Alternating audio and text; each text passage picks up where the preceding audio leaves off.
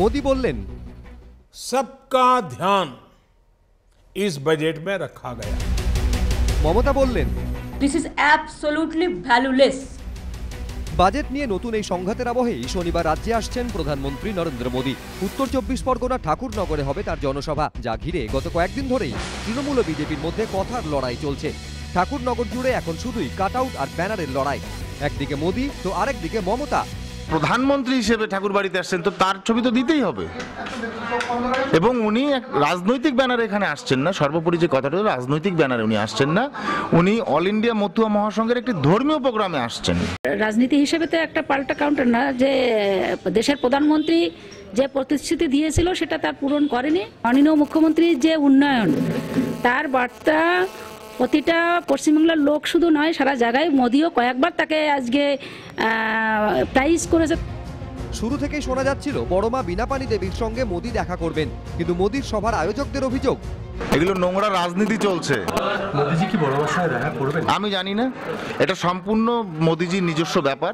গত কয়েকদিন ধরে অসুস্থ বড়মা বীণাপানি দেবী, তিনি কারুর সঙ্গেই দেখা করছেন না।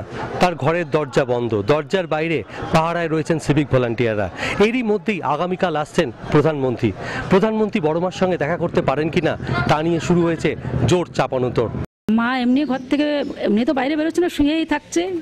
মার শরীর এমনিও সুস্থ না, জ্বর কাশি বুকে।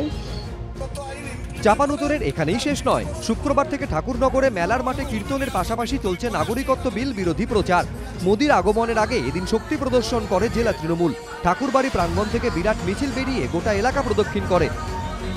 বলা হচ্ছে মতুয়াদের ধর্মীয় সভায় যোগ দিতে আসছেন প্রধানমন্ত্রী, কিন্তু মাঠের সীমানা থেকে মঞ্চ সবই গেরুয়া কাপড়ে মুড়ে ফেলা হয়েছে। আর এই মঞ্চের কাপড় নিয়ে দেখা দিয়েছে